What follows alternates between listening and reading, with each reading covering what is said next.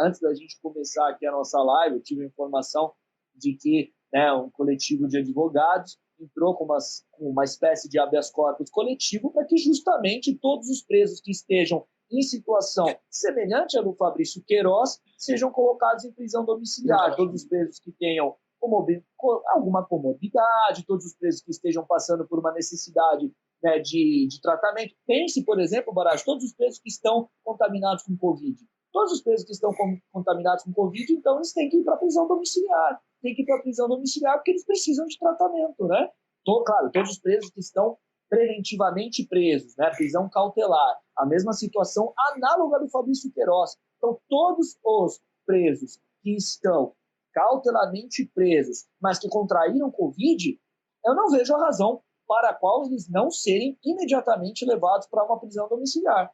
Seria apenas uma condição aí de igualdade e de aplicação da lei, não só para os amigos do rei, não só para os mais poderosos, mas para todo mundo, uma aplicação da lei, né, para todos de maneira igual. Vamos ver como o Noronha vai se sair agora, porque é ele que vai decidir esse habeas corpus coletivo. Mas é uma justificativa completamente absurda, né? É fofa, é machista, quer dizer, a mulher do Fabrício Queiroz precisa cuidar, né, do marido dela, né? O marido dela não pode ficar lá sozinho.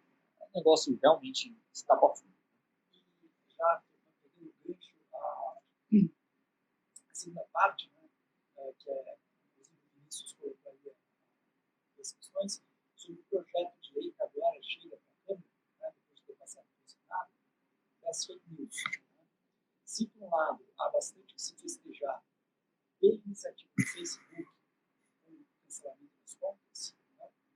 Por outro lado, não me parece que há tanto a se festejar em relação a esse projeto de lei que chega para a Câmara dos Deputados.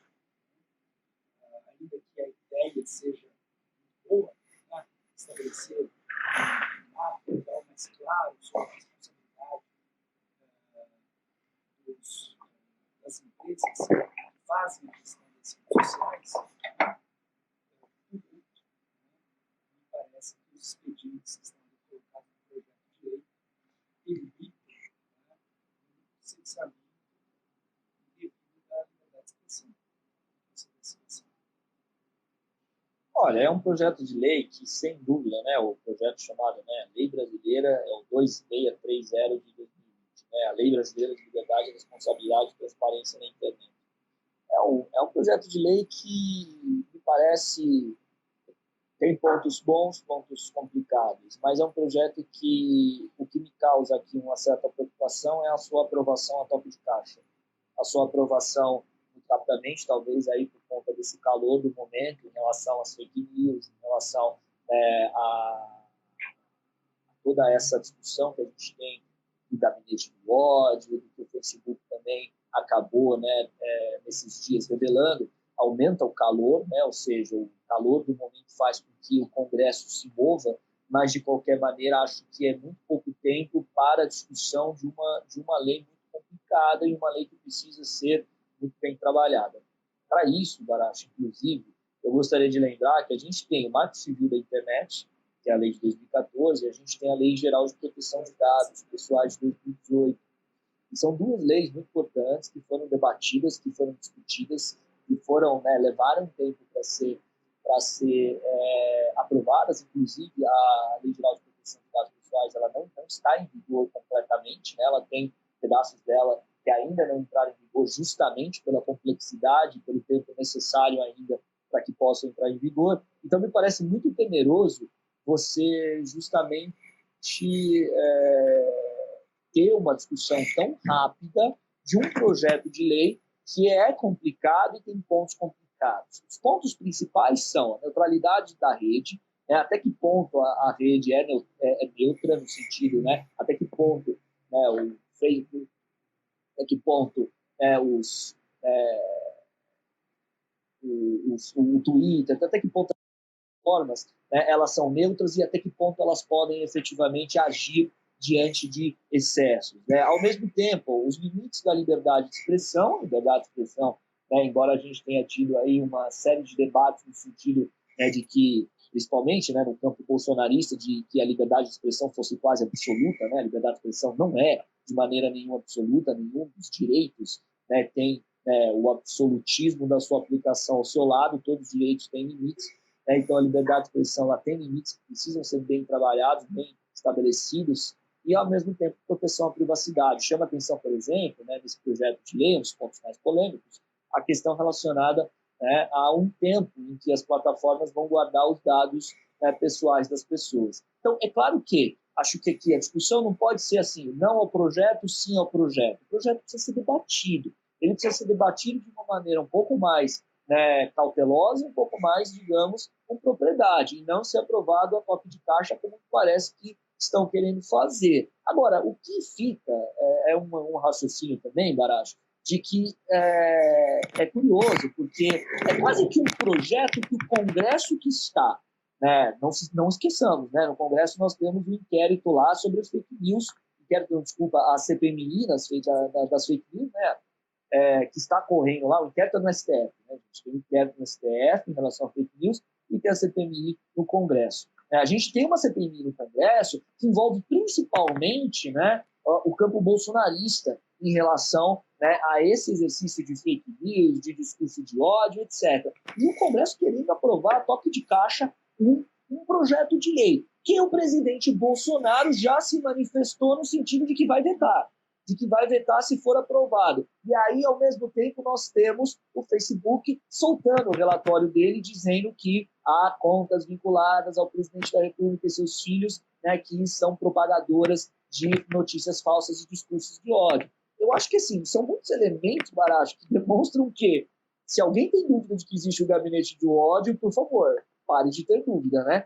O próprio Congresso, né, se você está entendendo o meu raciocínio, eu quero chegar nisso, né, que o próprio Congresso, nessa necessidade de aprovar a toque de caixa esse projeto de lei, ele está meio que passando recibo, falando, olha, existe isso, e não só existe isso, como isso alterou, né, as eleições. E não estou falando aqui das eleições presidenciais em si, gente, estou falando de uma série de deputados que foram eleitos, vereadores que foram eleitos, com, né, o auxílio de contas e perfis falsos, propagadores destas fake news, ou seja, no fundo, se for levado, né, justamente a sua profundidade devida a toda essa investigação, a gente tem aqui não só a possibilidade do presidente Bolsonaro perder o seu mandato, mas uma série de deputados, uma série, né, de parlamentares que foram eleitos com a mesma metodologia. Daí, talvez, essa aceleração no debate em relação à aprovação do projeto de lei e uma reação muito forte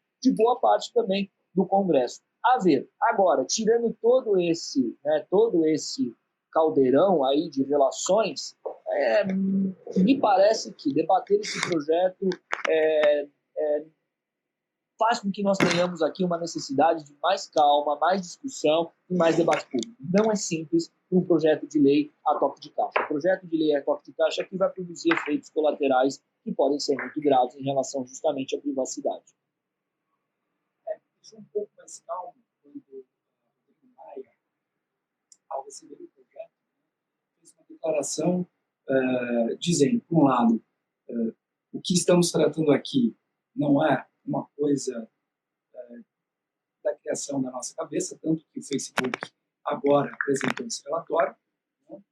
Por outro lado, todas as partes interessadas devem ser ouvidas e nós realizaremos todas as audiências possíveis para que esse projeto ganhe o melhor refinamento possível. Né? Então, me parece que na Câmara ele tenderá a um debate maior do que ocorreu, ou daquilo que não ocorreu, tá? no Senado Federal. Bom, se eu puder colocar um próximo tema, Guilherme, então, saindo um pouquinho dessa esfera estritamente nacional e fazendo agora uma ponte com a esfera internacional, né, nós temos aqui os eventos relacionados à Amazônia. Né? E aí, a forma como o governo vem buscando responder, né, às pressões tanto internas quanto externas em relação à questão da Amazônia. Né? Nesse sentido, me parece interessante o seguinte: o Conselho Nacional da Amazônia, que era um órgão colegiado, que antes ficava submetido ao Ministério do Meio Ambiente, né, foi deslocado para a vice-presidência da República, né, e foi deslocado para a vice-presidência da República por uma questão esquizofrênica dessa atual gestão, que é o Ministério do Meio Ambiente não é o melhor lugar para se discutir o meio ambiente, né? Então existiriam outras instâncias do governo federal para se discutir o meio ambiente melhores do que o próprio Ministério, né? Que é completamente esquizofrênico, mas enfim. Então se deslocaria para a vice-presidência da República, e a vice-presidência da República buscaria uma interlocução maior com todas as partes interessadas. Né? Mas, né, durante essa pandemia, o que vimos foi um aumento expressivo, né, das queimadas na Amazônia. Para ser justo, também houve um aumento expressivo de queimadas, desmatamento, em outros países com grandes áreas florestais durante a pandemia. E aqui eu cito principalmente Papua Nova Guiné, Malásia e Indonésia. Tá?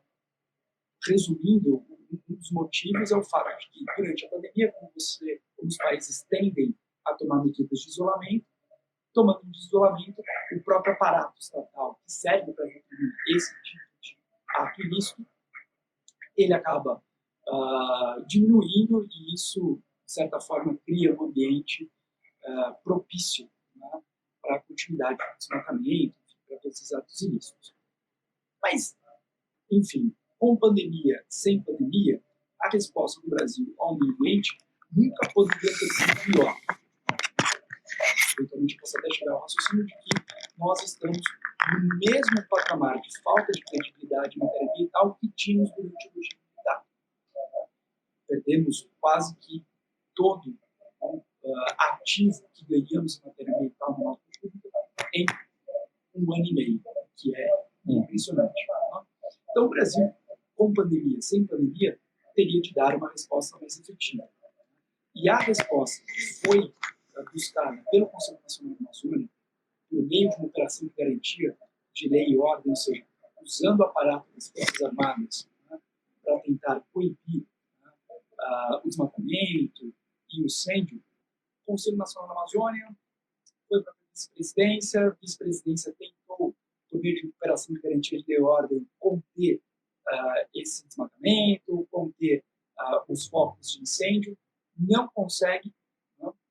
E a maior pressão não veio da sociedade civil. A maior pressão para o governo veio do próprio setor econômico. O presidente e vice-presidente Mourão, há pouco tempo, se reuniu com 38 lideranças de setores importantes da economia brasileira, buscando apresentar as medidas que foram tomadas e que serão tomadas em relação à contenção da crise da Amazônia. Por que dar uma resposta a esse setor econômico? Uma razão simples, que parece que o Ministério do Meio Ambiente não entendeu ou houve um apagão nos últimos 20 anos na agenda ambiental. Proteção ambiental, desenvolvimento econômico não são conflituosos. Proteção ambiental, desenvolvimento econômico são duas máximas que podem e que devem caminhar em conjunto. Com a maior inserção de temas ambientais na globalização econômica, é fundamental que um país que quer ser receptor de investimentos estrangeiros tenha uma clara política ambiental. E, de certa forma, o Brasil vinha desenvolvendo uma clara política ambiental desde o governo Collor. Se existe um tema que é quase um tema de consenso na nova república, é o tema do meio ambiente. Durante o regime militar, o Brasil era considerado uma espécie de pária na pauta internacional. Tá? Um grande foco disso, em 1972, Estocolmo, o ministro do Planejamento, Veloso, fala o seguinte: se os países desenvolvidos querem, né, vir ao Brasil para poluir, por favor, venham ao Brasil e poluam.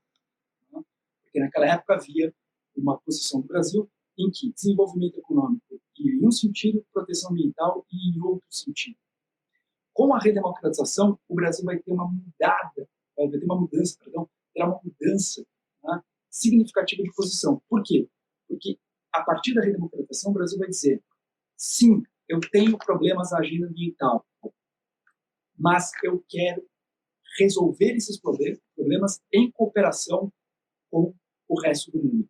E não é à toa que, em 1990, o Brasil vai e se candidata para ser o país anfitrião daquela que será a maior conferência em matéria ambiental até hoje, que é a Conferência das Nações Unidas sobre o Meio Ambiente e Desenvolvimento, mais conhecida como Rio 92.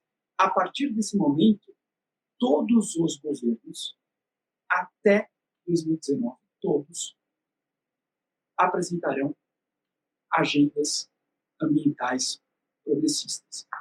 Sarney, Collor, Itamar, Fernando Henrique Cardoso, Luiz Inácio Lula da Silva, Dilma Rousseff. Então, se existe um tema que nós podemos dizer com segurança que é uma agenda de Estado da nova república, é o tema do meio ambiente, até 2019. Porque em 2019 é como se nós pegássemos uma máquina do tempo e fôssemos para o pior momento que poderíamos ir, que era a posição em matéria ambiental do regime militar, em que havia essa dissociação. E agora a realidade bate nas portas do governo. Não há como ter uma política de atração ao capital estrangeiro sem se preocupar com a proteção ambiental. Realmente, Baracho, já com certeza sei aí tudo que você falou, que estou acostumado a assistir as suas aulas de direito internacional grave, isso que a gente está vivendo. Não sei se você chegou a comentar, né?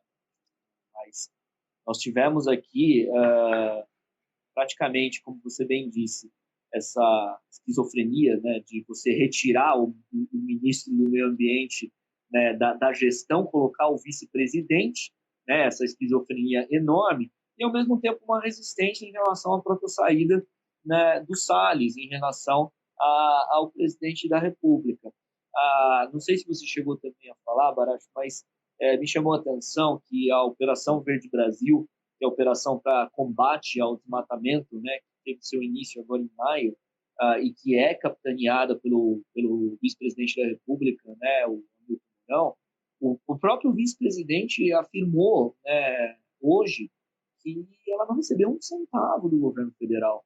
Ou seja, há uma política clara, né, de desestruturação total daquilo que foi construído, né, nesse longo caminhar, né, que você bem expôs aí. Ou seja, a gente percebe que a gente tem um total desestruturamento das medidas fiscalizatórias, a gente tem um IBAMA completamente mutilado, né? A gente teve uma queda no número de fiscais, né? Muitos fiscais demitidos, uma redução orçamentária considerável, né, dos órgãos protetivos, né, do meio ambiente, e ao mesmo tempo a gente percebe que, né, tem os funcionários, principalmente do IBAMA, têm reclamado muito que a gente tem uma limitação de horas aí em campo muito, muito grave imposta, né, a eles.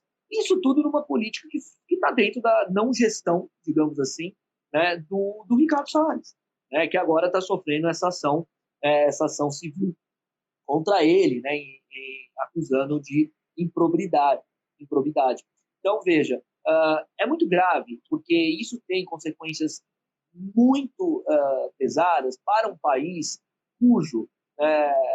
cuja uma das características, né, no campo internacional e de própria identidade sempre foi, né, a sua riqueza ambiental, a sua riqueza desde, né, do simbolismo da Amazônia no país, né, desde justamente, né, da importância que a riqueza da nossa biodiversidade nos traz, e que sempre foi uma das características de identidade do Brasil, ou seja, e que é importante hoje, porque o meio ambiente, por mais que ele ainda, digamos, tenha os seus negacionistas em relação à sua necessidade de proteção, né, o meio ambiente entrou na agenda econômica do planeta, né, de vez. Então, veja, a questão do meio ambiente não é uma questão meramente de ecochato, né, o ecochato, o ecobobo, né, o cara que quer, né, proteger as borboletinhas e as plantinhas. Não é isso, não é isso. Embora o discurso bolsonarista, o discurso do governo queira transpassar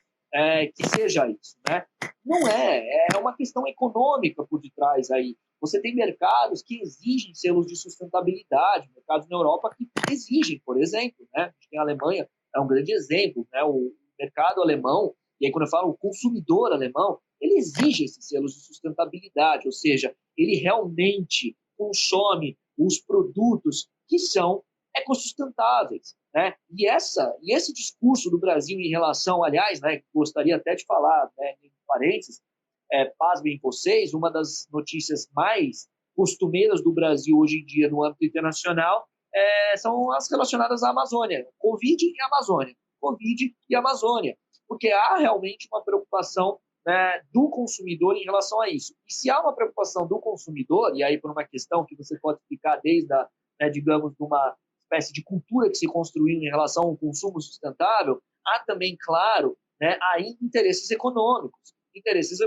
de, por exemplo, competidores do agronegócio brasileiro que, claro, né, estão adorando essa política, né, predatória, autofágica do Brasil em relação ao meio ambiente, porque simplesmente, né, favorecem eles. Ou seja, o agronegócio brasileiro, como todo mundo sabe, é extremamente competitivo, é extremamente, né, tem tecnologia de ponta, né, e ele acaba sendo extremamente prejudicado. Por quê? Porque, no fundo, faz com que barreiras possam ser levantadas em relação ao Brasil por o Brasil não corresponder às necessidades normativas de sustentabilidade.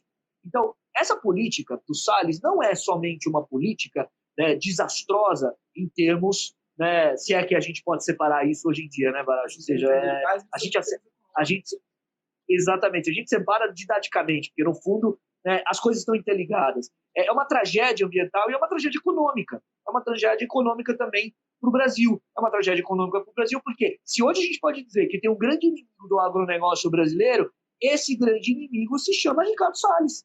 Se chama Ricardo Salles, porque ele é um dos responsáveis a virar para, por exemplo, né, os europeus, os chineses, etc., e falarem, olha, levantem barreiras contra o mercado brasileiro à vontade, justificando justamente pelo desmatamento da Amazônia. Fiquem à vontade, vocês vão levantar barreiras aí.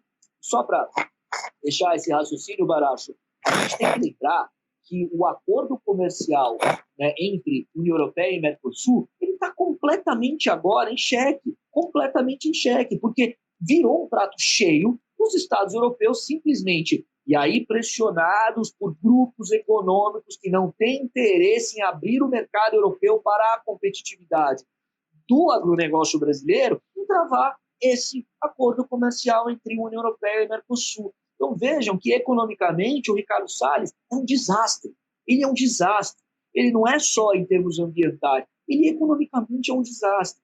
E aí vale a pena também, só para fechar aqui o raciocínio, Baracho, aí você teste seus comentários, que hoje nós tivemos uma pérola, né? Hoje nós tivemos uma pérola porque uma das minhas maiores críticas ao governo Bolsonaro é a falta de perícia técnica e a falta de qualidade dos quadros do governo Bolsonaro, né? Infelizmente, são poucos quadros que a gente pode virar ali e falar, olha, aqui há uma perícia técnica, aqui há, né, um know-how apurado, né, do cargo com a pessoa, ou seja, há uma relação aqui, né, adequada de quem é a pessoa e qual é o cargo, né? Nós tivemos hoje, né, o ministro da Comunicação, Fábio Faria, falando justamente que, né, 87% da Mata Atlântica está na Amazônia, né? Ou seja, ele faltou às aulas aí lá do ensino básico, onde você simplesmente falava, olha, chama Mata Atlântica porque ela está no litoral próximo ao Oceano Atlântico, né? A Amazônia porque ela está lá na região da Floresta Amazônica. Mas, enfim, o fato é que o acordo foi celebrado durante o mandato do presidente Bolsonaro, né? E isso que teria sido, né, talvez, o único trunfo, né, a ser apresentado pela sua política externa, agora, né, poderá, né, ser completamente destruído pela própria postura do governo em relação ao tema de ambiente. Como você colocou muito bem, a questão ambiental ela não é pautada apenas pelos grupos de interesse específicos em meio ambiente, mas ela também é pautada por grupos econômicos que, ora, né, veem na política ambiental um reforço das suas posições, ora, veem na política ambiental uma estratégia para bloquear consensos. Nesse sentido, né, a mácula que se colocou sobre o acordo União Europeia-Mercosul, né, pode tornar inviável a sua aprovação, né, no âmbito da União Europeia. É importante lembrarmos que hoje Emily O'Reilly, que é a ombudsman da União Europeia, acabou de solicitar um pedido de investigação para saber como que foi negociado esse acordo. Isso, em princípio, não faria tanto sentido se não fosse a posição brasileira ostensiva contra a temática de proteção do meio ambiente. Então, aquilo que poderia ser o maior trunfo da política externa desse governo, que foi a celebração do acordo, não, provavelmente não ocorrerá por força, tá, do próprio governo. Então, isso e aí depois fazer a ligação disso com as eleições municipais francesas. Né? Mas antes de fazer...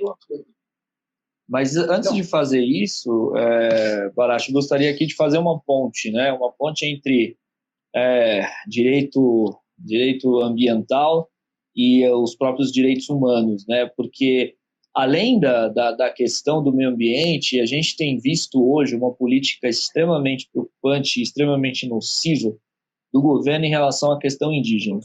E a população indígena vem sofrendo, né, uma política de... Olha, eu tenho dificuldade em classificar, né, adjetivar corretamente como eu queria essa política, porque ainda não é tecnicamente a mais correta palavra, mas está caminhando para isso. Mas a política do governo em relação à população indígena é uma política de não proteção e é uma política de proposital, né, eu diria assim, incremento da vulnerabilidade da população indígena. Ou seja, propositalmente não proteger e propositalmente colocar numa situação de extremo risco a população indígena, que já vem sofrendo muito, principalmente agora sofrendo mais por causa da contaminação pelo Covid, pelo vírus, pelo coronavírus. Né? Gostaria de lembrar que nessa semana nós tivemos, né, um lamentável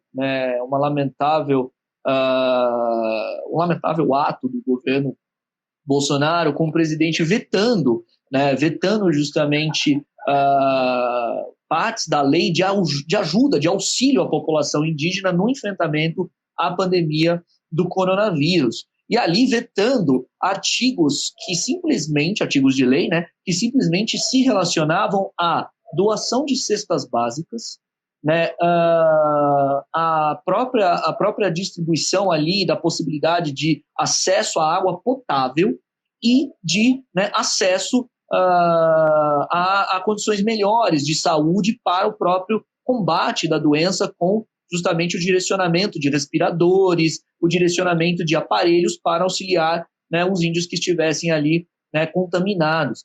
Vetou-se, né, ou seja, foram vetados estes artigos da lei com o argumento de que isto causaria um incremento no gasto público não previsto e não né, suportável, quando a gente tem visto o governo, inclusive, né, distribuindo aportes consideráveis para o setor de propaganda, né? O Ministério das Comunicações tem recebido, inclusive, aí, né, digamos, né, um número muito generoso, né, de orçamento aí ampliado para que possa fazer uma propaganda e, como o próprio presidente disse, melhorar a imagem, né, do governo. Ou seja, é muito triste, né? Muito triste, muito revoltante você ter estes vetos em relação à população extremamente vulnerável, com esta justificativa quando você tem um governo concentrando gastos, e gastos consideráveis, podem consultar, são gastos aí nada irrisórios em relação à comunicação. Não é por outro motivo que aí, né, o Supremo Tribunal Federal acabou decidindo justamente, né, numa ação que foi movida por vários partidos políticos. Aliás, eu gostaria de fazer um parênteses aqui, antes que qualquer pessoa fale, olha, mas o Poder Judiciário está invadindo a esfera de competência do Poder Executivo, olha o STF, né, aí usurpando competência do Poder Executivo. Primeiro, o STF não está usurpando nada, porque efetivamente o STF não está decidindo nada de ofício. O STF ele está decidindo uma ação que foi levada a ele. Ele está decidindo uma ação que foi levada a ele por, inclusive, a classe política. A classe política, e aí falando mais propriamente o Poder Legislativo, né, por meio dos partidos que acionaram o STF, né, com essa ação de descumprimento de preceito fundamental, essa ADPF, justamente para que o STF se manifestasse em relação à população indígena e à proteção da vida dos índios. Ou seja, algo que ali, com estes vetos, não está sendo observado. E aí, justamente, o ministro Barroso, quem, né, deu a decisão ali nessa ação, a decisão a monocrática, acabou decidindo, né, favoravelmente aos índios e pedindo justamente que o Poder Executivo estabeleça diversas medidas, né? Eu trouxe algumas aqui, Baracho, só para ilustrar, para não ficar tão assim abstrato, mas algumas medidas que eu separei, como, por exemplo, né, para as pessoas entenderem bem que essas medidas não são absurdas, não são medidas, né, que o Poder Executivo não possa e não deva fazer, porque eu me preocupo muito com essa questão do argumento, né, do ativismo judicial e dessa espécie, né, do Poder Judiciário usurpar competências que seriam naturalmente do Poder Executivo. Mas vejam só as medidas que o STF decidiu aqui, né, que devem ser implementadas pelo Poder Executivo. Primeiro, planejamento de ações com participação das comunidades indígenas. Nada mais razoável, né? Se envolve os índios, as comunidades indígenas participarem, acho que é uma exigência, né? Nada melhor que justamente, né, as próprias lideranças indígenas para identificar ali quais são as principais necessidades. Apresentação de planos para contenção de invasores. Bom, isso é o que todo mundo simplesmente, né, pede há muito tempo em relação à proteção dos índios. Criação de barreiras sanitárias para preservar indígenas isolados. Estamos no contexto de uma pandemia, né? Acesso ao subsistema indígena de saúde, que é um subsistema vinculado ao SUS, né, de acesso já previsto, existe esse subsistema voltado para a população indígena. Qual é o absurdo disso? Qual é o absurdo disso? Qual é o argumento aqui utilizável para dizer que o STF está invadindo a esfera do Poder Executivo, quando o que está se pedindo justamente é aquilo que é o mais razoável, é aquilo que a própria Constituição e toda norma, né, infraconstitucional exige em relação à proteção das populações indígenas do Brasil. E a gente tem uma população que não chega hoje a quase 1 milhão de pessoas, que está em extrema vulnerabilidade, com diversas tribos, diversas etnias indígenas que vêm falando, vêm pedindo, né, mais proteção e que não recebem. Tá? Então, nesse sentido, me chama muito aqui a atenção, e eu gostaria de pontuar que, além dessa desastrosa política ambiental, nós temos, em relação à proteção indígena, uma gestão quase que propositalmente voltada à morte da população indígena. Eu não vou usar a palavra genocida, Baracho, porque, como você bem sabe, a palavra genocida ela envolve, né, no conceito legal, técnico, jurídico de genocídio, ele é um conceito complicado. E o conceito técnico jurídico de genocídio envolve, né, uma orquestração sistemática para a destruição de determinada população. Né? Nós não temos uma orquestração sistemática ainda para a destruição de uma população indígena, mas nós temos, sim, uma política que é voltada para a morte. Isso não tenho dúvida. E eu gostaria só de fazer uma lembrança, né? A gente não pode esquecer que o presidente Bolsonaro, né, na época das eleições, ele muitas vezes falou, tem terra demais para pouco índio. Tem pouco índio no Brasil com muita terra, e as terras nas quais estes índios estão presentes são terras muito ricas, né? As coisas se ligam. Então, é uma gestão muito catastrófica, não só no meio ambiente, mas também em relação à proteção indígena, que a gente precisa começar a abrir o olho, precisa começar a prestar atenção, né? Os índios brasileiros estão morrendo e propositalmente deixados para, né, ali sofrerem uma situação ampliada de vulnerabilidade. Tá? E aí, para fechar o raciocínio e fazer a ligação com o que você falou, Baracho, não sei se você quer comentar alguma coisa da questão indígena. Se quiser, comente aí, a gente vai para as eleições. Eu ia comentar muito rapidamente, não se preocupe, Beatriz, que eu vou pautar a sua pergunta, que foi muito boa, aqui, que, sim, na parte ambiental, o discurso lembra, né, o discurso do Brasil durante o regime militar. Quando você fala do discurso de Bolsonaro envolvendo a população indígena, mais até do que o discurso durante o regime militar, ainda que durante o regime militar havia uma parte que tinha alguma preocupação com os indígenas. Vamos esquecer que o Estatuto do Índio é do regime militar. Mas me lembrou muito a posição do Brasil na época de um outro regime autoritário, que foi a época do Estado Novo, né, em que se tinha a seguinte política para a Amazônia. Né? Nós temos um povo sem terra e uma terra sem povo, fazendo a seguinte alusão: nós temos um povo sem terra, principalmente concentrado no Nordeste, e nós temos uma terra sem povo. Né? Então, assim, partindo do pressuposto que não só é um lugar para ser, né, ocupado com, enfim, destruição, etc., mas, ok, estávamos na década de 30, essa questão de proteção ambiental eu não vou nem colocar em pauta, mas a ideia de que esse grande espaço ambiental, eles não é já, né, de uma certa forma, ocupado por uma população que lhe é autóctone. Né? Então, se na política ambiental me lembra o discurso do regime militar, na política indígena me lembra o discurso do Estado Novo. Né? Então, ótimas referências em uma democracia. Você pode... Ótimas, né? Infelizmente, né? Mas, e aí eu queria também, né, fazer a ponte que você tinha proposto antes de eu falar da questão indígena, Baracho, em relação a essa questão do meio ambiente na agenda econômica, de como o meio ambiente tem uma importância na agenda econômica, né? Vejam, a gente tem que lembrar que o acordo com a União Europeia, do Mercosul com a União Europeia, ele deve ser aprovado em todos os parlamentos, né, da União dos Estados que compõem a União Europeia, dos 27 Estados que compõem a União Europeia. Então, veja, nesse sentido, a gente teve agora as eleições na França, né, as eleições municipais na França, que foram, né, primeiro, uma enorme derrota para o presidente Macron, mas uma grande vitória, né, não da parte mais conservadora, mas uma grande da parte considerada e chamada na França dos verdes, né? Ou seja, a gente teve ali a pauta do meio ambiente praticamente como uma grande vencedora nas eleições francesas. Então façam a ligação, por que a gente está chamando a atenção disso, né?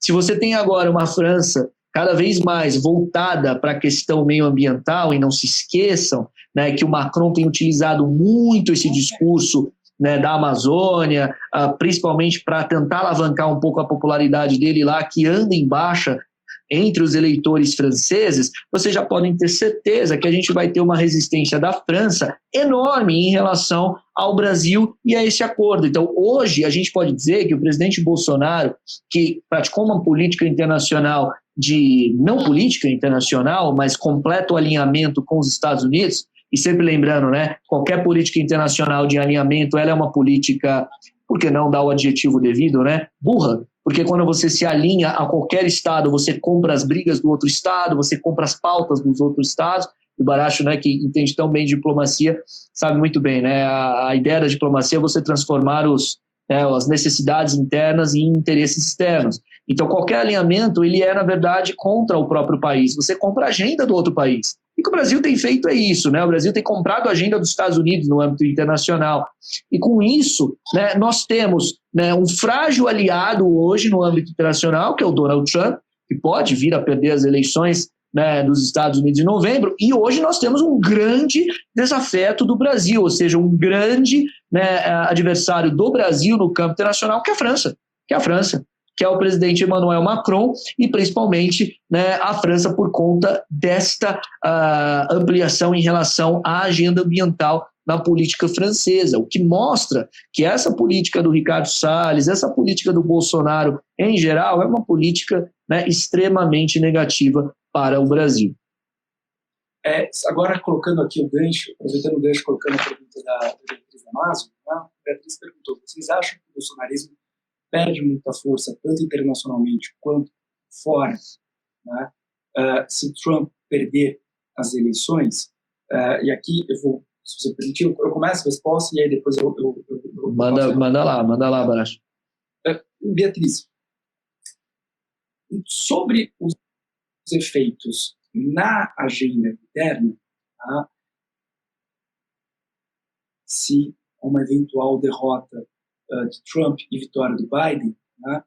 Se isso vai ter um impacto assim direto em termos do número de eleitores que mantém adesão ou não mantém adesão em relação ao Bolsonaro. Mas na agenda internacional, sem dúvida, deixará o presidente Bolsonaro em uma situação muito delicada. Por quê? Olhando agora para essas eleições que provavelmente caminham para uma vitória do Biden, né? Não tanto pelos méritos do Biden durante essa corrida presidencial, mas mais pelas atitudes de Trump e pelas circunstâncias que colocaram Trump em uma situação de quase que inviabilidade eleitoral, né? Ocorrendo a vitória de Biden, com certeza, tá? A política externa americana será um dos primeiros pontos que Biden irá trazer uma mudança radical, né? E parte dessa mudança radical, né, é qualquer tipo de postura mais tolerante com o Brasil. E aí, nesse sentido, né, o nosso presidente, que, de certa forma, busca alinhar o Brasil, né, de maneira automática com os Estados Unidos, não por vantagens que esse alinhamento pode trazer, mas pela imagem que ele busca associar com a figura de Trump, né? Então não é um alinhamento a um Estado, é um alinhamento a um chefe de Estado, ponto. O alinhamento do Brasil não é com os Estados Unidos, o alinhamento do Brasil é com o chefe de Estado dos Estados Unidos, é com o presidente Trump. Né? Mudando esse presidente e mudando da forma, né, como vai mudar, deve mudar o Biden, né? Isso com certeza diminui ainda mais o espaço de manobra diplomático brasileiro. Né? E aí nós teremos assim a possibilidade de celebrar os tratados com países como a Hungria, por exemplo. Nós teremos a possibilidade de celebrar os tratados e grandes acordos com Polônia, né? Por exemplo, outros países, né? Cazaquistão, acho que também é uma oportunidade formidável para o Brasil, né? E porque o que vai sobrar é isso, né? Basicamente vai sobrar qual é o país que tem dentro do Ocidente uma agenda de destruição dos pilares da democracia liberal, né?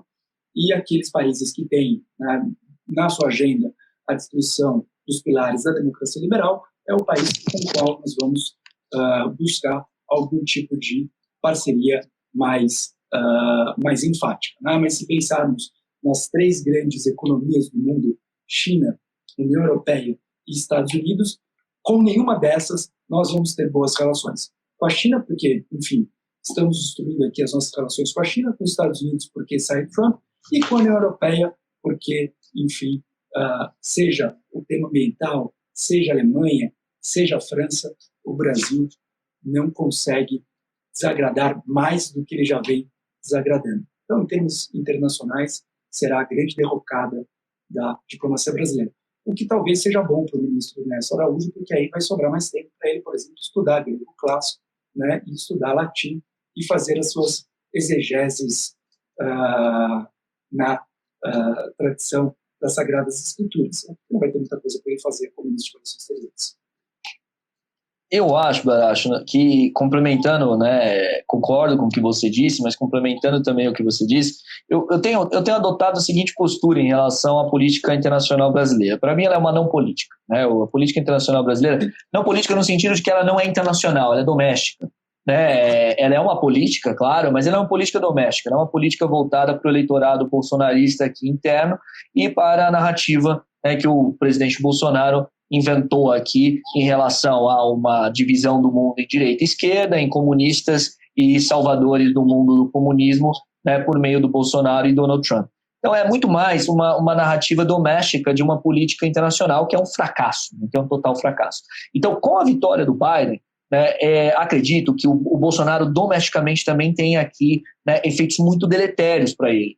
Ou seja, ele vai perder muito em termos de narrativa, porque a gente não pode esquecer que muitas vezes nós ouvimos, né, o Eduardo Bolsonaro falando, olha, eu tenho acesso direto aos filhos do Donald Trump, eu sou amigo da família Trump, eu tenho acesso direto à Casa Branca, ou seja, todo esse quase que, quase que patrimonialismo aí, internacional entre os dois, e quase que esse tratamento internacional da coisa, né, como se fosse privada, totalmente privada, interfamílias, né, vai acabar se perdendo. Então, o Bolsonaro ele acaba, no fundo, aqui perdendo um aliado na sua retórica doméstica, que é muito forte, que é o Donald Trump, que são os Estados Unidos. E como você bem falou, né, dentro desse cenário em que o Brasil vai ficar completamente isolado em relação, aqui na América, qual vai ser o seu grande parceiro? Aqui na América, qual vai ser o grande país a apoiar o bolsonarismo? Nenhum. Na Europa, vai sobrar para nós o quê? A Polônia, com uma guinada à direita muito gravíssima, né? Numa direita autoritária. Né? O problema não é a guinada à direita, o problema é o autoritarismo. Né? O Viktor Orbán, a Hungria, né? Daqui a pouco vamos inventar, né? Make Hungria Great Again, né? Vai ser o nosso grande agora aliado. A Hungria, ou seja, são países que, no fundo, com todo respeito à Hungria, com todo respeito à Polônia, né? Não tem o peso internacional dos Estados Unidos e não tem sequer um peso internacional como um país como os Estados Unidos, a França, a Alemanha e propriamente o Brasil. Né? O Brasil é mais importante no mundo que a Hungria, por conta justamente da questão territorial, econômica, etc. Então, para quem vai restar? Para quem o Brasil olhará internacionalmente? Ninguém. E domesticamente você terá essa queda em relação, essa quebra, melhor dizendo, dessa narrativa, né, com a qual o Bolsonaro muito alimentou seus apoiadores em relação aos Estados Unidos. Não nos esqueçamos que, né, enquanto Fabrício Queiroz não apareceu, nós tínhamos a cada domingo uma manifestação antidemocrática pedindo intervenção do Exército, pedindo fechamento do STF, pedindo fechamento do Congresso, com as bandeiras dos Estados Unidos ali no meio, junto com a bandeira de Israel. Né? Ou seja, essa coisa absurda, né? Ou seja, você vai continuar ali com a bandeira dos Estados Unidos, né? O nosso capitão aqui, cloroquina, corona, seja lá o que for, vai continuar ali, né? Dando uma de Capitão América? Não vai dar porque o Biden justamente, e aí, né, é como se nós disséssemos, já que o mundo foi dividido pelo bolsonarismo entre comunistas e não comunistas, o Biden é comunista. O Biden vai ser comunista. Nós teremos, então, os Estados Unidos da América comunistas. E aí, é claro, né, os efeitos vão ser muito fortes. Eu acho que a derrota do Trump vai ser muito forte digamos assim, para o estrago no bolsonarismo. E eu vi que houve uma pergunta aqui em relação justamente se poderia haver uma aproximação com a Rússia. Com a Rússia. Aqui com a Rússia, mesmo se o Brasil quisesse, Beatriz, e mesmo se a Rússia quisesse, a complementariedade é tão pequena que não faria nenhum sentido o Brasil orientar a sua política externa em relação a Moscou. Primeiro que eu tenho minhas dúvidas se Moscou viria com tanto interesse assim orientar a sua política externa para Brasília. Né?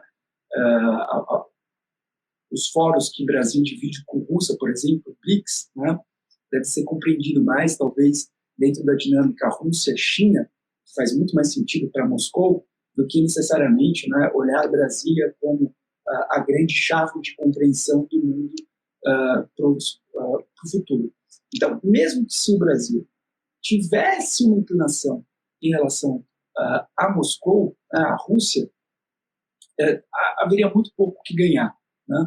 Então, eu diria, no momento que você sai da pandemia, em que você precisa de uma recuperação em V, que não vai acontecer isso, que você precisa de uma recuperação em V, ou seja, você precisa de uma recuperação econômica, que para você ter essa recuperação econômica, necessariamente você precisa participar de forma efetiva dessa globalização econômica, seja atraindo capital estrangeiro, seja consolidando mercados ou recuperando mercados, não tem como você conseguir isso no plano internacional sem Estados Unidos, União Europeia e China. E com a derrota de Trump, o Brasil, que já caminha para uma relação cada vez mais fria e cada vez mais indigesta com China, que caminha para a mesma relação com a Europa, que, como muito bem colocou o Guilherme, né, vem assistindo à ascensão do Partido Verde em vários países, né, não é mais um fenômeno escandinavo-germânico e passa a ser um fenômeno em relação aos demais países da União Europeia. Né? Agora, também, Estados Unidos.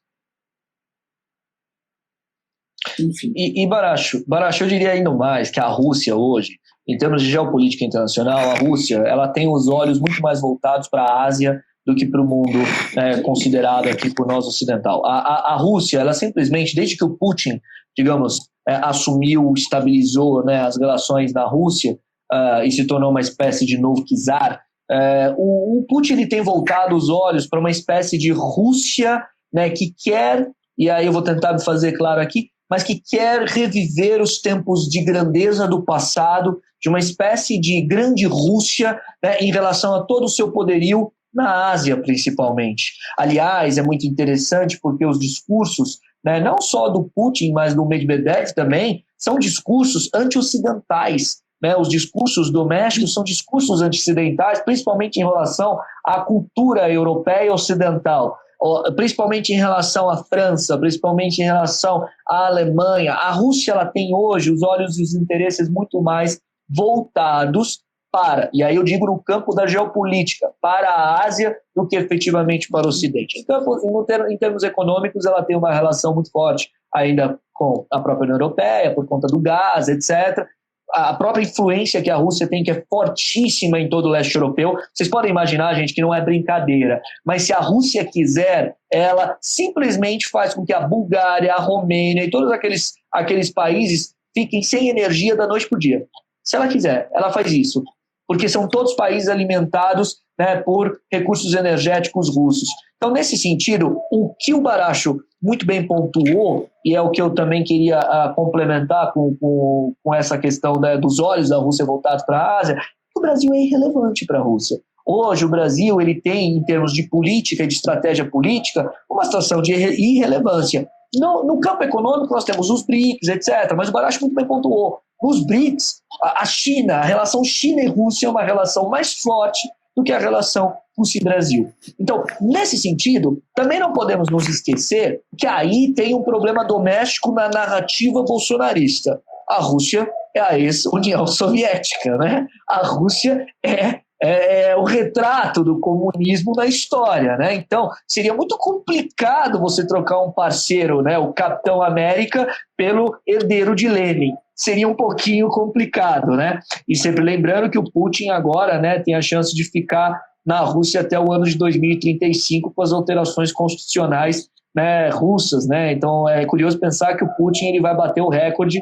A gente lembra que o Stalin assumiu o poder na Rússia em 24 e saiu em 53, né? Ou seja, os 29 anos do Stalin vão ser aí batidos se o Putin chegar até lá, em termos de vida, porque acho que em termos de política ele vai chegar, se chegar até 2035. Então, a Rússia ela não vai mudar muito a sua hoje, né? Pelo menos no que a gente consegue avaliar que o mundo é hoje, a sua predisposição política em relação aos seus interesses. Então, o Brasil ele não tem essa importância para a Rússia como, a gente poderia pensar, fora que tem essa questão da narrativa, né? A Rússia, o Putin é o herdeiro do comunismo, o Trump não. E só para fechar o raciocínio aqui, Baracho, é muito curioso a gente pensar que muita gente brinca, que o Bolsonaro gosta de imitar o Trump em tudo, que o Bolsonaro copia, literalmente até algumas falas do Trump quando ele se manifesta, Claro que, então, quando a gente percebe um Trump derrotado e a gente percebe aí um Bolsonaro perdendo uma certa referência, isso vai ter também um impacto na própria predisposição do presidente Bolsonaro, ou seja, nas próprias falas dele. Eu brinco há muito tempo aqui que o Bolsonaro é um Trump wannabe, né? Aquilo que o Trump faz, o Bolsonaro acaba replicando. E aí eu queria fazer a ponte, Bolsonaro, chamei de Bolsonaro, desculpa, Baracho, 2Bs, né? Mas aí eu queria fazer uma ponte, Baracho, que inclusive foi ridículo, né? Quando a gente viu o Bolsonaro ameaçando sair da Organização Mundial da Saúde, logo quando o Trump se manifestou no sentido de que sairia da Organização Mundial da Saúde, né? E aí o Bolsonaro, né, dando a mesma bravata e ameaçando. O Brasil, se continuar assim, vai sair da Organização Mundial da Saúde. E aí vem o ridículo, o senso do ridículo. O que é o Brasil na Organização Mundial da Saúde? Os Estados Unidos fazem falta à Organização Mundial da Saúde? Claro, imagine, né, o orçamento que os Estados Unidos anualmente destinam à Organização Mundial da Saúde. O Brasil sair da Organização Mundial da Saúde, só nós perdemos com isso, porque a Organização Mundial da Saúde não depende do orçamento brasileiro para que ela exista. Só para pontuar isso, fechar esse raciocínio, Baracho, né, é engraçado que o Trump também vem aí se colocando em tão maus lençóis que ele não só ameaçou a saída da OMS, como ele saiu a saída dos Estados Unidos vai efetivamente se concretizar no dia 6 de julho de 2021, porque a gente tem a necessidade do aviso prévio de 1 ano, né? Ou seja, os Estados Unidos ele saiu da OMS no dia 6 de julho, mas ele só vai sair juridicamente, ou seja, o tratado só vai ser denunciado no dia 6 de julho de 2021. E aí vai voltar se o Biden ganhar. O Biden, inclusive, já falou que vai voltar. Sim, já falou. Só que só o ponto que eu queria colocar, e como essa política internacional de isolamento é ruim para o país, e uma política internacional de isolamento tanto do Brasil como dos Estados Unidos, como o Trump tem fazendo, que explica muito, né, que a gente vem comentando há muito tempo, a gente debate muito sobre isso, sobre a decadência americana, né, o Baracho gosta de falar muito da decadência do Ocidente, e aí, claro, uma decadência muito comandada e capitaneada por aquele que representou o Ocidente durante, né, desde o final da Guerra Fria, desde da queda do Muro de Berlim nos Estados Unidos. Ou seja, essa política isolacionista do Trump, ela é tão nociva para os Estados Unidos, e aí se reflete, claro, nessa política isolacionista nossa de alinhamento dos Estados Unidos, que os Estados Unidos eles cortaram 400 milhões de dólares que anualmente destinavam à Organização Mundial da Saúde com a sua saída. No momento em que os Estados Unidos anunciaram um corte de 400 milhões de dólares, a Alemanha deu um aporte de 500 milhões de dólares para a Organização Mundial da Saúde, a França um aporte de 90 milhões de dólares para a Organização Mundial da Saúde e a China um aporte de 30 milhões de dólares para a Organização Mundial da Saúde. Então, aí é o que eu gostaria que a gente percebesse, né? A diferença entre o discurso doméstico, o discurso de potência doméstica, eu sou os Estados Unidos, vou tirar os Estados Unidos do OMS, a partir de agora a OMS não tem mais o apoio americano. O resto do mundo apoia. O resto do mundo vai fazer aquilo que os Estados Unidos deixam de fazer. Então, veja, aliás, eu gostaria até de falar, né? A China adora o Trump. A China deve estar torcendo para o Trump ser reeleito.